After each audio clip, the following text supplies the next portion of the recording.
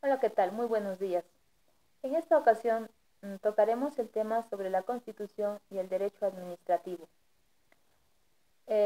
Sin antes iniciar con este pequeño mensaje que es muy bonito, que dice: a los ojos de Dios, la vida humana es preciosa, santa e inviolable. Nadie puede despreciar la vida de los demás o la vida propia. El hombre, de hecho, lleva en sí la imagen de Dios y es objeto de su infinito amor. Con esta frase iniciamos con nuestro tema, que es la Constitución. La Constitución, en el lenguaje común, Constitución significa la acción y el efecto de constituir, es decir, la acción y efecto de formar, componer, establecer, ordenar, en otras palabras.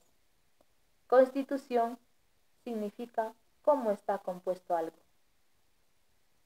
Desde el punto de vista de la ciencia política, la Constitución de un Estado es la forma como ese Estado está estructurado y cómo se diferencia de otros Estados. Está en primer lugar el orden jurídico, fundamentalmente que fija los principios rectores con arreglo a los cuales se debe formar la unidad política y se deben asumir las tareas del Estado. En ella determinan los principios del orden jurídico en su conjunto, pero ella no se limita a la ordenación de la vida estatal. Sus normas abarcan también la ordenación básica de la vida no estatal. En particular, las garantías tales como las de la familia, la propiedad privada, la salud, la educación, la libertad, el arte y la cultura. La Constitución es la expresión de los valores de un orden jurídico. Es la estructura esencial de ese orden y es, por último, un orden fundamental, porque es la base misma, el punto de apoyo eh, del, del, eh, del resto del ordenamiento jurídico. Tenemos también las partes de la Constitución.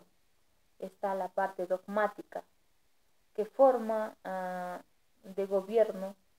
La nación adopta para su gobierno la forma de república democrática, social, independiente, soberana y representativa. Y lo encontramos en el artículo 43 de la Constitución, que se origina según el principio de separación de poderes y se establece en cierta forma la participación directa de los ciudadanos en los asuntos públicos a través de el referéndum, iniciativa legislativa, remoción de renovación de poderes o de autoridades, demanda de rendición de cuentas. Es decir, se establece ciertas formas de democracia directa o semidirecta, pues los ciudadanos refrendan acuerdos políticos. Y eso lo encontramos en el artículo 31. Eh, Trataremos sobre los derechos del hombre o derechos fundamentales. Con el reconocimiento, ejercicio y protección de los derechos humanos, se pretende satisfacer una serie de exigencias que se consideran necesarias para el desarrollo de una vida digna. Es necesaria, según la doctrina, las tres generaciones de derechos que han inspirado a la mayoría de las constituciones. Está la primera generación, cuyo origen se encuentra en el constitucionalismo clásico o moderno. En la proclamación de la independencia de las colonias inglesas de América del Norte y la Declaración Francesa de los Derechos del Hombre del Ciudadano, en su primera generación encontramos los derechos civiles políticos. Por ejemplo, que los derechos civiles políticos está compuesto, por ejemplo, el derecho a expresarse libremente, a la libertad personal, eh, la libertad de expresar el culto, de asociarse, de reunirse, de la inviolabilidad de domicilio. Y también tenemos los derechos políticos, por ejemplo, que tenemos el derecho de sufragio, de formas de participación política, de partidos políticos. Y la segunda generación es la aplicación de los derechos civiles y políticos. Sus fuentes inmediatas son la Constitución de México de 1917 y la Constitución de Alemania de 1919.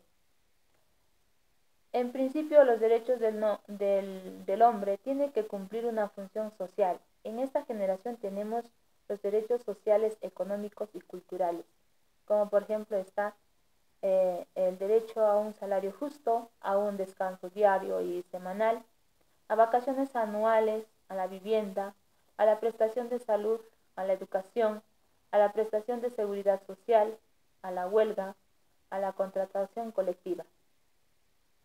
Y la tercera generación son los derechos más acordes con los avances de la ciencia y de la tecnología y de la complejidad de las vivencias entre países.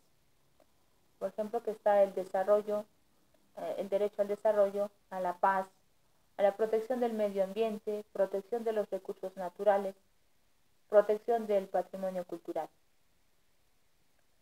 Y la parte orgánica está organizada por los poderes del Estado.